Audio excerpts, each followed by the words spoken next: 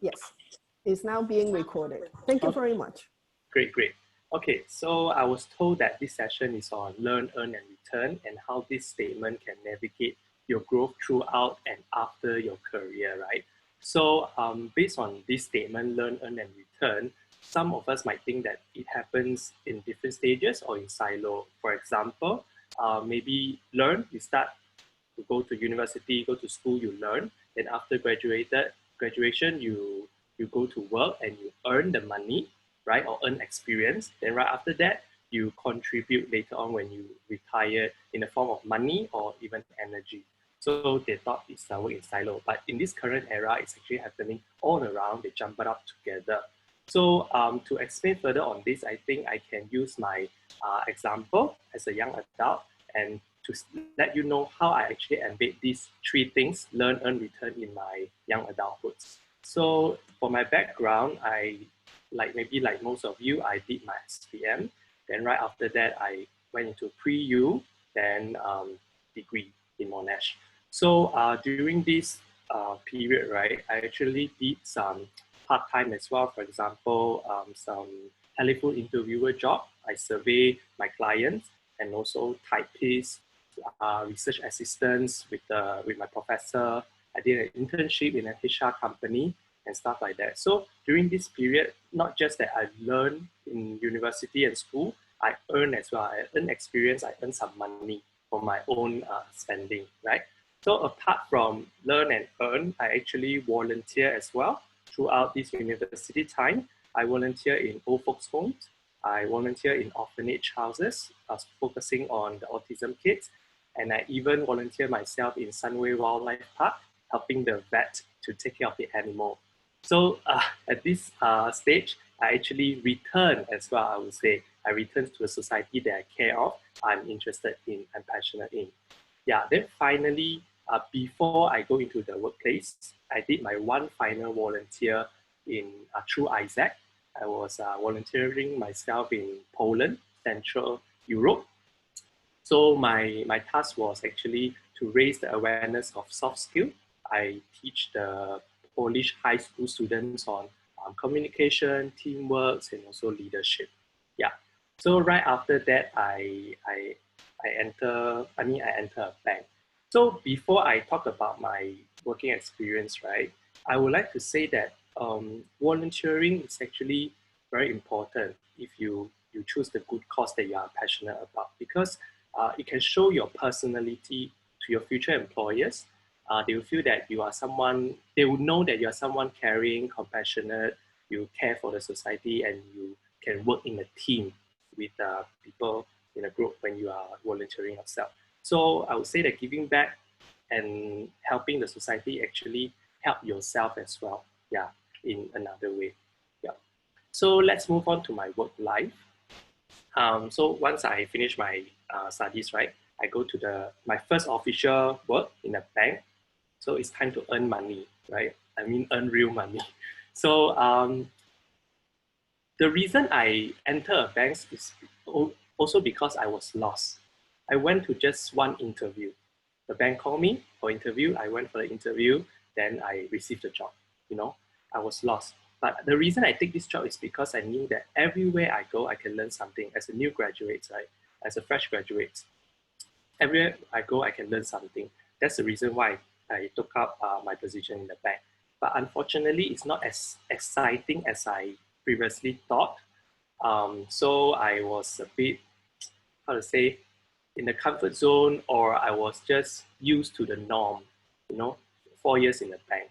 So after nearly 4 years, I decided to expand my horizon. That's why I took my MBA. I go back to learning phase again, right? So after completing it early this year, I landed myself in an innovation-driven company focusing on finance, and so far I'm enjoying it. Yeah. So let me backtrack a bit on this my years in the bank. So I felt bored and I started to miss university lives. So I came across this opportunity to be involved in a mentoring program back in 2016. I received this invitation through alumni email. Yeah, because once you graduate, you'll your name and email will be under this alumni database. So they will send you emails. So I registered myself as one of the mentor helping final year students. And I did it for 4 years, since 2016 until 2019. So during this mentoring program, I met someone actually spearheading a group called MMBAC. MMBAC stands for Monash Malaysia Business Alumni Chapter. It's for alumni to contribute and also to work something with the final year students or current alumni in Monash. Yep. So as my passion is always on self-development, and I would like to spread this practice to the people around me as well. So I want people to always keep growing and equip yourself with new skill and knowledge. That's why I joined MMBAC early this year, right? So let me tell you a little bit more about MMBAC. So it was founded in 2016, and inside this MMBAC group, there are actually 3 pillars. One is development, one is a community, another one is social. So I'm actually leading the development pillar right now. I run webinars, I post informative online postings and online series. Yeah, so in today's session, actually, I want to share with you more about the online series initiated by the development pillar, which is known as the MMBAC Job Insight series, okay, happening once a month. So the purpose of me starting this series is genuinely because I was once lost as a fresh graduate, as I mentioned earlier. I don't know what I want to do right after graduation. So imagine if I knew someone at the time who can give me some ideas of what to expect in a specific field or a specific company, it will be very helpful. So far, I've done 2 episodes. The first one is on performance marketing, whereby you will track the ads that you post on Facebook or Instagram to track the performance. What's the traction rate? How's the take-up rate? Yeah, this girl that I had 2 months ago is from Monash as well on performance marketing. Then next up, I had another one from data insights and analytics. This guy is actually a director level from P&G, Procter & Gamble. So she shared a lot about how he actually analyzed the data and how he make decision from that. So the one that I'm going to do for this month is on branding, someone from Nestle. So please follow us if you would like to know more about it. And finally, I would like to urge you guys to take advantage of this series, learn something from it and start to plan your career that you always wanted. Also grab the opportunity to give back, especially during this pandemic period. It has shown us that we need to have a more caring and giving society than ever before, okay? Finally, I hope my little sharing of my experience inspire you a little bit to do more during your university life. And after that, try to incorporate all learn, earn, and return in your young adulthood. Yes. And lastly, I just want to post the website and also social media account by MMBAC for everyone, so you can feel free to check out. Yes. Yeah. So Dr. Jane, you want to add on anything? Yeah, that's great. So anybody have any question for Jayden? Or Faye, do you have any question for Jayden? Yeah, I do.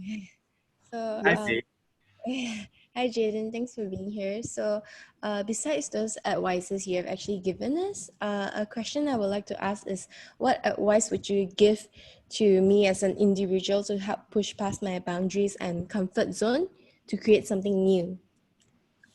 as an individual, so you are currently also studying first year in this course, right? I'm actually in my 2nd to 3rd year. Okay. Yeah, but like as an insecure individual, you know, what advice would you give to me? Boundaries. Okay. But before that, do you mind to explain what kind of boundaries you are currently facing? Like what specific insecurity? Like just in general, like helping to push past my comfort zone, you know? Oh, okay. This is what I did. because I fear constant. I fear being constant. Then I know that the world is keep on changing, and if I don't catch up, I will lose track and I will be eliminated by the society. So this is what I always tell myself: I need to keep moving forward. The first thing that, in order for me to step out from the comfort zone, I would say that I went for an exchange in Australia. That's the first one that pushed me to be an unfamiliar setting and environment, to actually mingle around with those foreigners. That's the one that I pushed myself. Then I actually enjoy it. I love it. Hello. I love it. I enjoy it. Then after that, the next one will be, I go further. I went to Europe alone to volunteer myself, and I even enjoy it more, right? Yeah, and the third one will be on solo traveling. Yeah, this is how I push myself step by step. But before you need to step out from the comfort zone, you do it step by step. You expand the circle a little by little.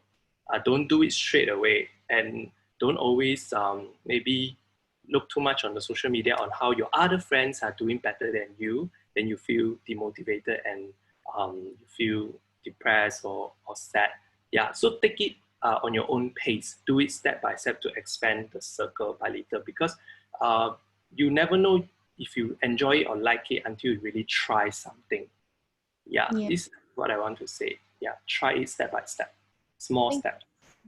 That makes sense, because I'm actually trying to go for an exchange to do that. Yeah. Yeah, it will be challenging, and at the same time, it's exciting, I would say. All right. Thank you so much. Okay. Jun Hao, you have a question? Yes, please speak up.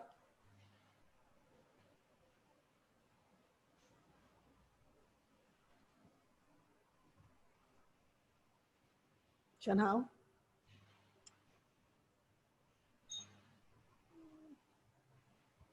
Or Jun Hao, you want to type it? Or okay. Yeah, or you can, okay, yeah, he got it on the checkbox. Let me read it to you. You say, for the return part, do you think it is important because of the reputation? So yeah, I think some student will say it is returned because of the instrumental value that you want to return, or you really feel there is such a need, or you really feel that it is something you really want to do. Okay. In my opinion, you shouldn't return just for the sake of building your own personal branding, but return based on your real interest and also passion. Because if you do based on based on building your own reputation, I don't think it will last long, because that's not the real you, right? You should do based on your current passion and also your interests. And another thing that I want to point out is that I want to say, wait, okay. When you return, right, you actually will be exposed to different group of people, and at the same time, you learn from them. You need to know that everywhere you go, you actually learn. Not that when you return to the society, you don't get back something. You will be surprised that actually you will learn something, you get new connections, and you will have different perspective in life. This is what I experienced. That's why once I enter into this volunteer world, it builds my passion even more. That's why I want to continue doing it until even now. Yeah. Yeah, I really want to highlight one thing is a lot of people will say, you return or you engage, you do things that has to be an instrumental value. And my studies and my readings, no, it's not. As you said, if you really have an instrumental goal in mind when you do that, it will not last long. Maybe once or twice, that's it. It will not sustain for a year, for, several occasions.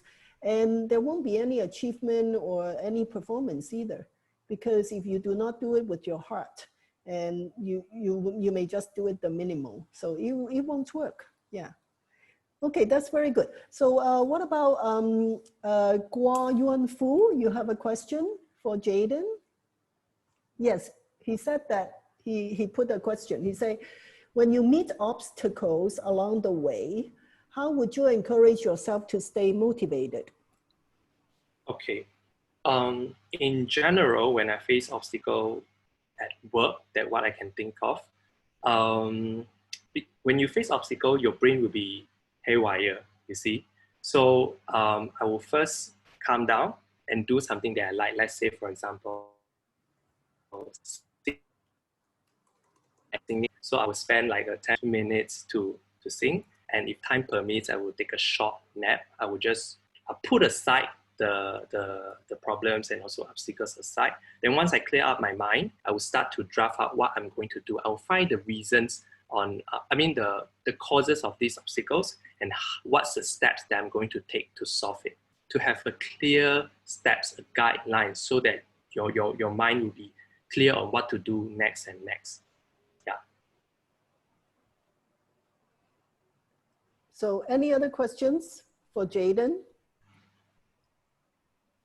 I have a question. Yes. Hi, Zoe. Yeah. I just want to ask, like, what is your personal branding? Because I feel like it's quite hard to stand out from the crowd, and it's also hard to find something unique about myself to brand myself with. So I just want to know, like, what would you recommend to like help me figure out my personal brand? Okay. For personal brand, maybe for myself, I will separate two parts. One is on the professional, the work part, which I'm involved in financial services and the financial part. So I will brand myself as someone that is skilled and also passionate in this area based on my experience and awards and achievement that I granted previously based on my work, right? That's the professional part. Then for personal part, I'm actually someone that loves speaking with people and also share my thoughts and ideas, cross-sharing, because in the future, let's say when I'm 40, 50, I want to be a speaker. I enjoy speaking on stage and influence and inspire people around me to focus on a self-development. So, and on that part, I will focus on sharing related articles, also my own personal achievement in that part. Yeah, and also involve myself with that kind of circle of people. Then slowly you will find that your branding is clearer and clearer. Yeah, maybe now you are still in the first year, second year, you are not too sure what you're going to do and what's your line of branding that you're going in. Yeah, so you are a bit lost, I would say, but try to expose more first. Try to expose yourself more to the environment and also things that you like. Then slowly you will find it. It will be clearer. Yeah. Yeah, thank you. All right, maybe I jump in with a question following what you just said, Jayden. Jayden, you just said that, you know, in my 40s or 50s, I would like to be a speaker. So it sounds like to me you have a vision about yourself. So how do you see yourself 20 years from now? So tell me more about it. How do you develop this vision of Jayden Liew? Okay, how do I develop it? I would say I'm still like at the baby steps. I'm still slowly doing it by getting more experience and also exposure, because in my own thinking, it might be wrong. In my own thinking, I feel that if I want to be a successful speaker or influencer, how to say, what's the word for it? Like, I can't recall, just a speaker that influence people, right? I need to have multiple vast and diverse experience in life. This is what I think. Yeah, so that's why I'm currently building step by step, not just focus on my work, but also involved in all these kind of initiatives by the university or some other NGOs, so that I can build up my experience and also it will be help me to path create this path to my future goal to be a speaker.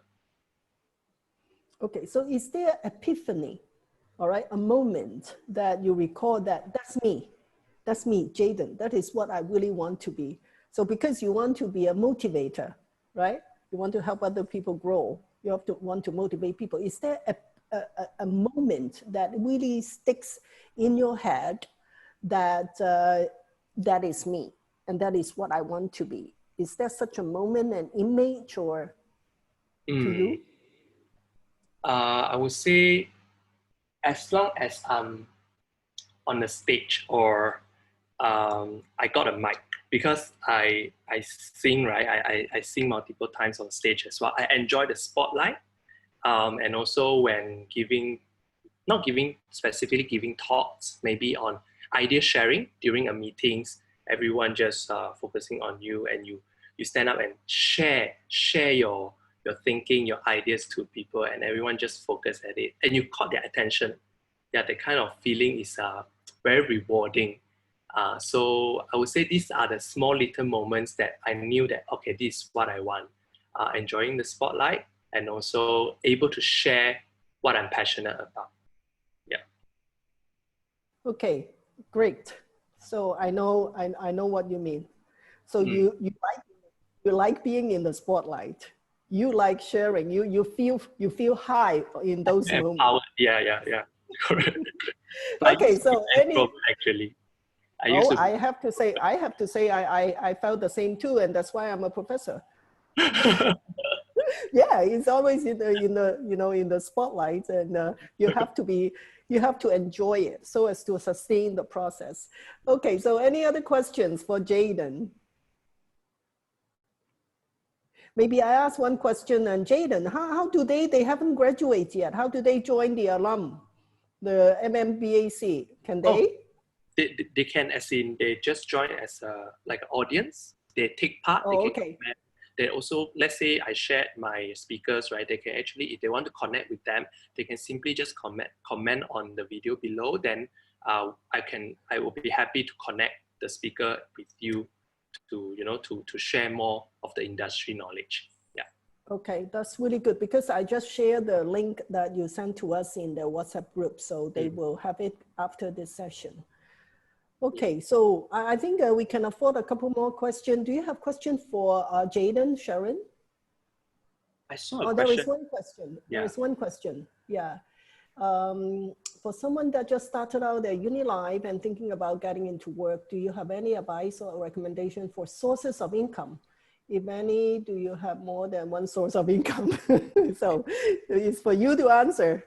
Okay.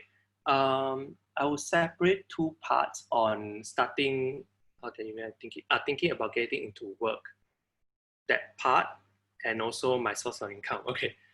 So on the getting into work, that part, I would say that there are a lot of freelance jobs outside, and also some part-time jobs.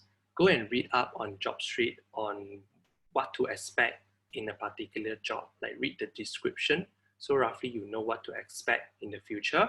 And also during this time, university time, when you want to do something to earn money, you can always go to like Upwork or WeWork to do some freelance, maybe simple coding or translation, transcribing, or even dubbing, when you just record the voice for a certain video or certain TV shows in their language. Yeah, for me, I actually I have another one source of income, which is teaching. So I teach both Mandarin and English. I started in 2017.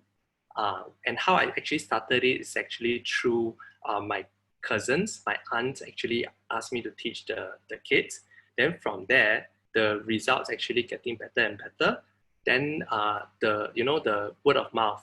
They actually went to school, and the students' parents asked, "Hey, how your result actually get better and better? Where do you go for tuition?" Then they refer it. Then from there, I have more and more students from there. So that's why I'm in this teaching line for 3 years plus. Yeah, this is my part-time. I do it during weekends or after work. Yes, so this is my second source of income. But of course, if you want to do more, you can you can join like some e-commerce thing like Shopee or Lazada to sell some stuff. That one I tried before as well during high school. I bought products from Taobao, if you heard it before. Taobao, then I sell for, my market are the Muslim market because they don't understand the Mandarin words on Taobao website during that time, like 7-8 years ago. So I become the agent and I buy from Taobao and I sell to the Malay circle of customers. I sell contact lens, I sell masks, I sell clothes. You see? Yeah. So actually you can find opportunity everywhere, just that you need to make the first step. Yeah. So as long as you're hungry enough, you'll find the food. Yes. All right. So that is the thing. If you want money, you look for it. And for Vivian, I have to say, even at the university, our teacher also wants students to do some research assistant job. So if you really have a skill, definitely we need skills, right? So if you want to sell something and if you want to do coding, you have to have those skills that is marketable so you can get a job. Okay, that's great. And we are really happy to have you here with us, Jayden. And thank you for sharing. And I think that a lot of, thank you. Yes, thank sorry. you. Yeah. So it's really, really great to have you.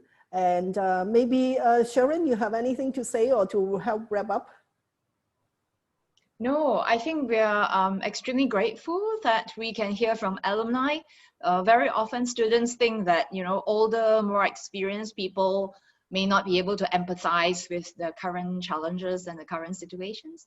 So really being able to hear from someone in your position who's graduated not too long is really, really very encouraging and inspiring for our students. Thank you so much.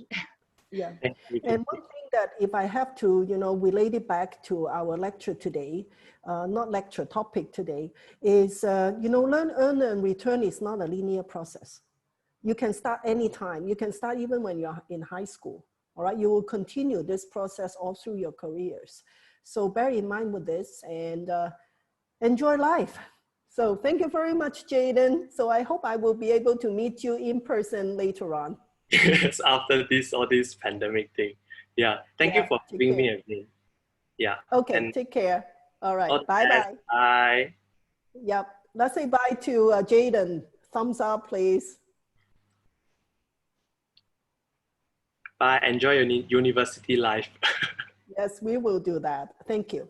Okay, all right, so we'll continue. And Jayden, please feel free to leave this meeting. Wonderful, Okay. Thank you. Okay. So good. So I'm really pleased to have Jayden with us today. And I would like to, you know, when the speaker is not around, I would like to have a few ideas sharing with you guys. So, so what is the key takeaway from you? Tansin Salim Reza? Yes. Yeah, what are your takeaway, you know, in today's topic? We are willing enough to go for the things